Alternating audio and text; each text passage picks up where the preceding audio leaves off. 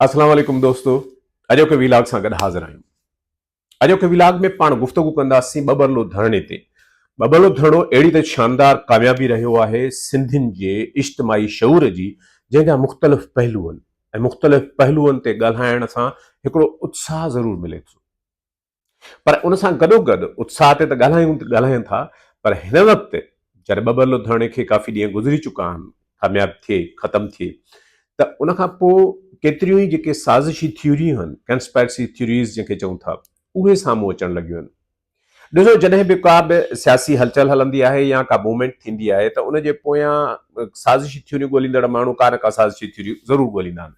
हाणे उन में वधीक तेज़ी इन जे करे आई आहे जो ताज़ो ई वकील अॻुवाण आमिर नवाज़ वड़ाइच पारां लातालकीअ जी वीडियो जारी कई वई आहे उन्हनि माण्हुनि खां जेके गैर क़ानूनी कमु कनि था, ऐं उन जी वीडियो मूजिबि उहे शायदि आमिर नवाज़ वड़ाइच सां फोटो कढाए किथे बि संदसि नालो इस्तेमालु करे सघनि था, फोटो इस्तेमालु करे सघनि था, तंहिंजे करे उन्हनि खां लातालकीअ जो इज़हार कयो अथसि। इहो हुन वीडियो जारी कयो आहे जंहिंमें का बि बज़ाहिर को बि ख़राबु ॻाल्हि कोन्हे का, ऐं हर माण्हू जो हक़ु आहे, उहो जारी करे सघे थो।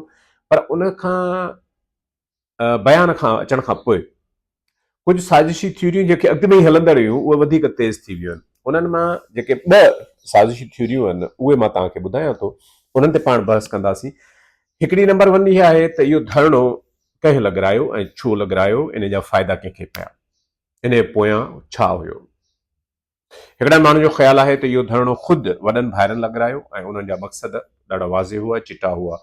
उन्हनि ते बाद में ॻाल्हायूं था त उन्हनि जा कहिड़ा मक़सद हुआ ऐं उहे उन्हनि में कामयाबु थिया या न थिया।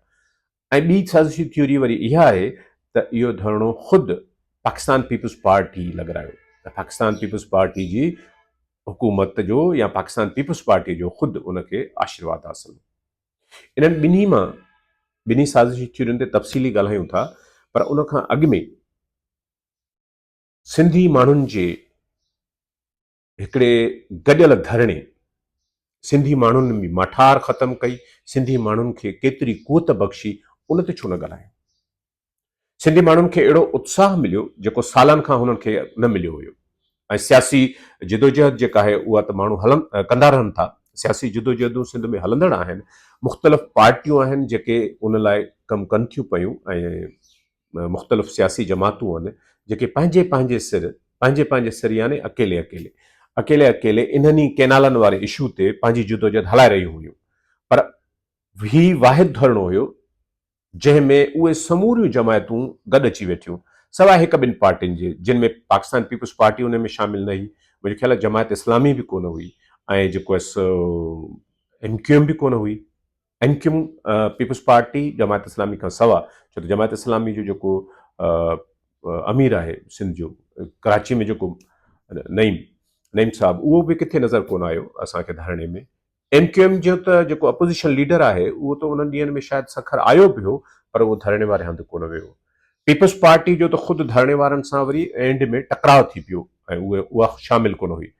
इन्हनि जमातुनि खां अलावा ॿियूं बि कुझु जमायतूं थी सघनि थियूं नंढियूं वॾियूं, मता उहे न आयूं हुजनि, पर काउंटेबल जेके जमातूं आहिनि उहे इहे हुयूं। बाक़ी सिंध जूं समूरियूं पार्टियूं, उन में जीएसएन जा तव्हां जेके 6-7 धड़ा आहिनि, जीएसएन क़ौमी महाज़ आरिसर, जीएसएन क़ौमी महाज़ बशीर कुरैशी, जीएसएन क़ौमी महाज़ पाण ख़ुदि, जीएसएन महाज़ रियाज़ चांडियो, ऐं मतिलबु काफ़ी उहे हिकिड़ा जीएसएन जा जेके ग्रुप आहिनि उहे हुया। उन में अवामी तहरीक जा मुख़्तलिफ़ ग्रुप हुया, अवामी तहरीक क़ौमी अवामी तहरीक, उन खां पोइ क़ौमी अवामी पोरियत तहरीक, पोरियत मज़ाहमत तहरीक, ऐं जेका पार्टी इन में शामिल आहे उन्हनि खां अलावा बि ॿियूं पार्टियूं, पाण हुरतो बि माण्हू आया, तमामु घणा माण्हू आया। ऐं उहे सिर्फ़ु इहो न हुयो त हे जेके जमातुनि जिन जा मूं नाला वरिता सिर्फ़ु इहे हुयूं, उन सां गॾोगॾु GDA जमियत उलमा इस्लाम फज़ल रहमान ग्रुप, उन सां गॾोगॾु ॿियूं जमातूं जेके हुयूं उहे समूरियूं जमातूं उन में आयल हुयूं। उन्हनि जो मक़सदु हिकिड़ो ई हुयो त कैनाल नामंज़ूर, ऐं उहो नारो एतिरो पॉपुलर थियो जो सिंध गवर्नमेंट पाण चवणु लॻी त कैनाल समूरा नामंज़ूर, ऐं उहे बि उहो नारो हणणु लॻो सिंध जो वज़ीर आला मुराद अली शाह, जंहिं केतिरा ई दफ़ा फ्लोर ते ऐं पंहिंजे तक़रीरुनि में चई चुको त कहिड़ा केनाल केनाल त कोन था ठहनि, किथे बि कोन था ठहनि, पर उन खां पोइ हू पाण इहो नारो हणण ते मजबूर थियो त केनाल समूरा नामंज़ूर।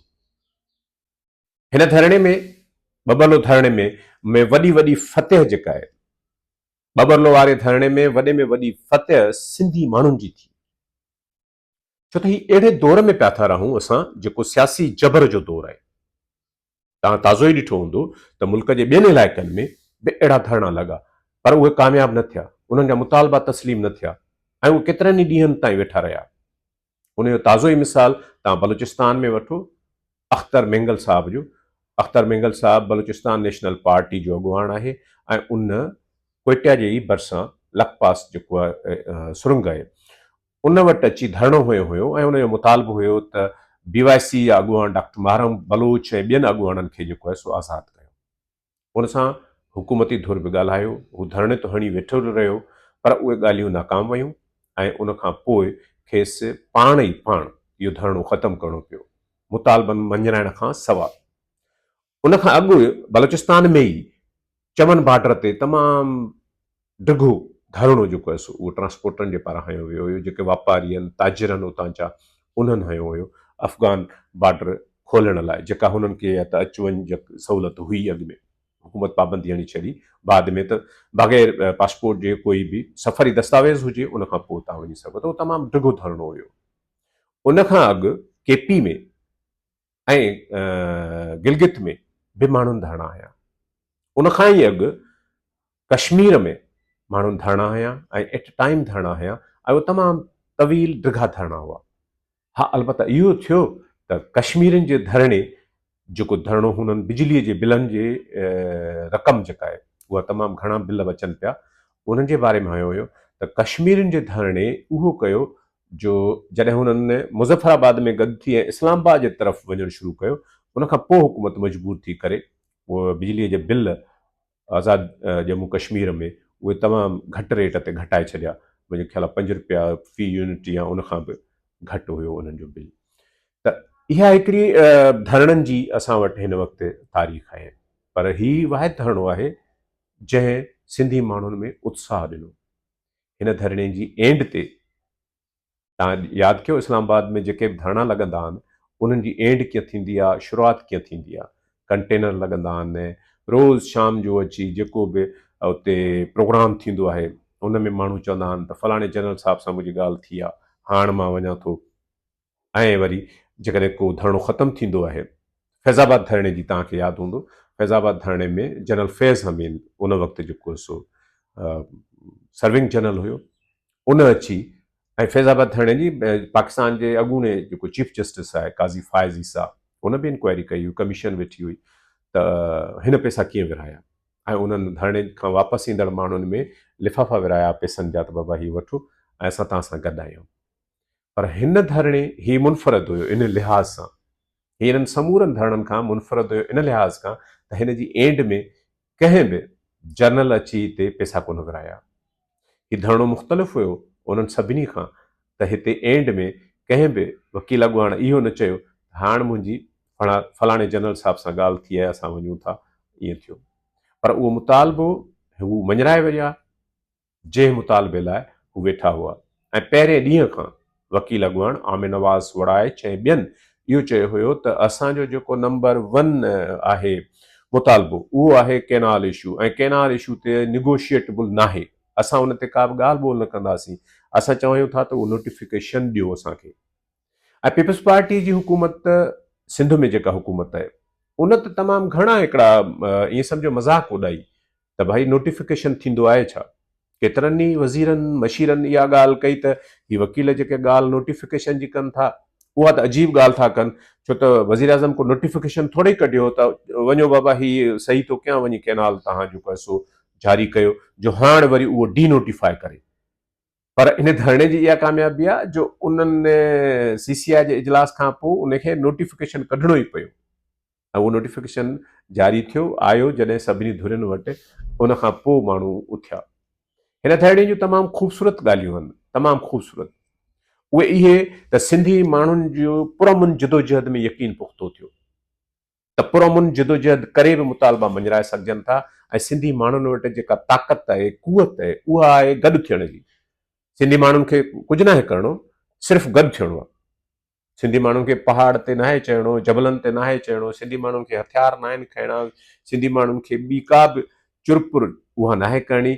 सिर्फ़ु ऐं सिर्फ़ु पुरअमन तरीक़े सां अची पंहिंजे मुतालबनि जे लाइ, क़ानूनी मुतालबनि जे मंझराइण लाइ तव्हां अची वेही रहो रोड ते। ऐं उन सां छा थियो? सिंधी माण्हुनि खे जॾहिं पंहिंजे कुवत जी ताक़त जी ख़बर पई त तव्हां ख़बर आहे उन खां पोइ छा थियो?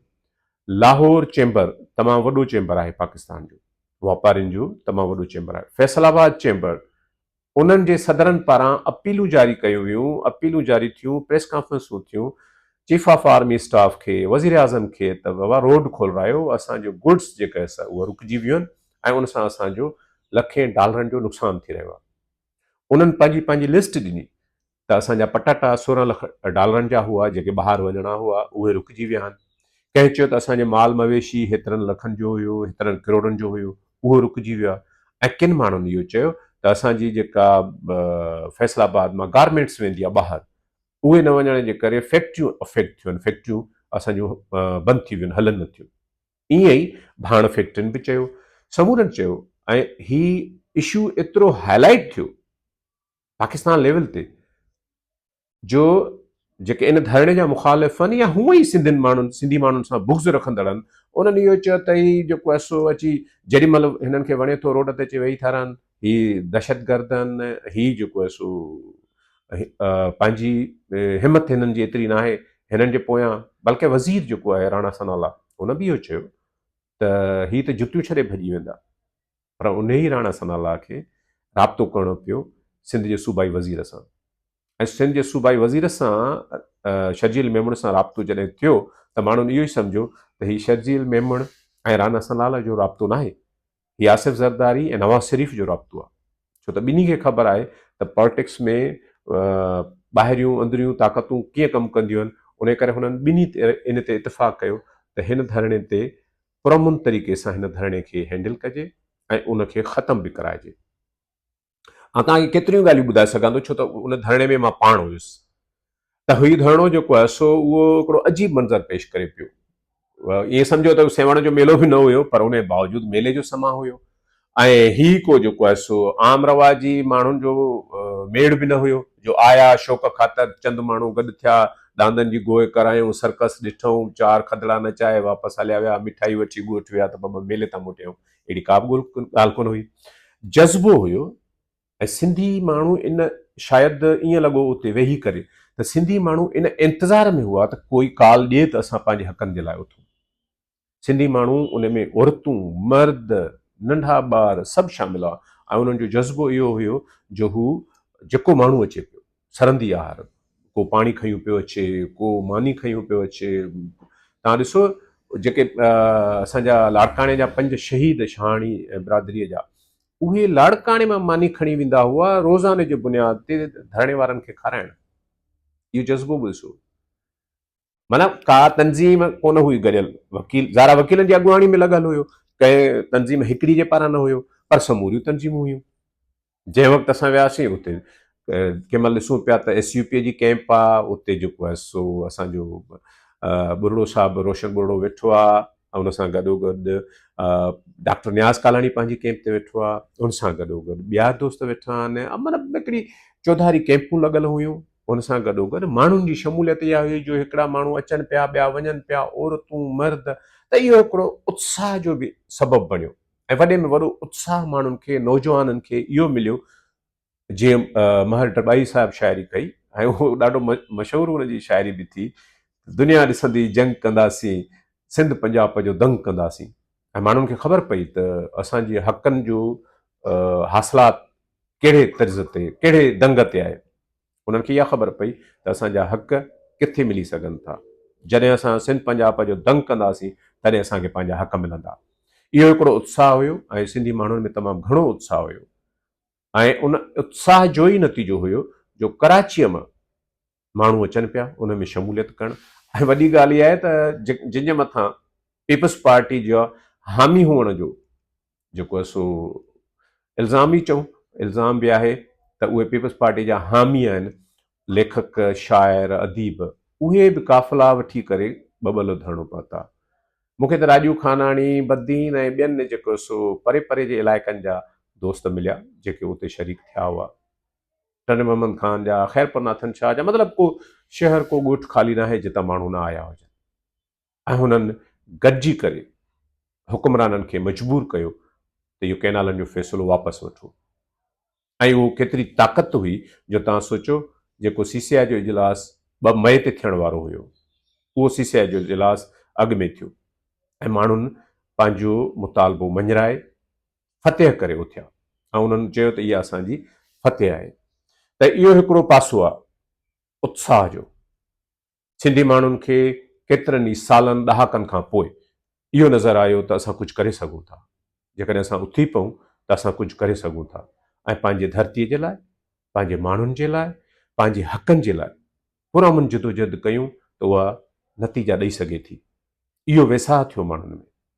बाक़ी हाणे जेकी सवेल ॻाल्हि कईसीं साज़िशी थ्योरियूं, कंस्पायरेसी थ्योरियूं छा थियूं चवनि ऐं उन्हनि में केतिरो दम आहे, अचो मां तव्हांखे उन्हनि जा बि बुनियाद ॿुधायां थो त असां वटि जेके कंस्पायरेसी थ्योरी पेश कंदड़ आहिनि उन्हनि जो छा चवणु आहे।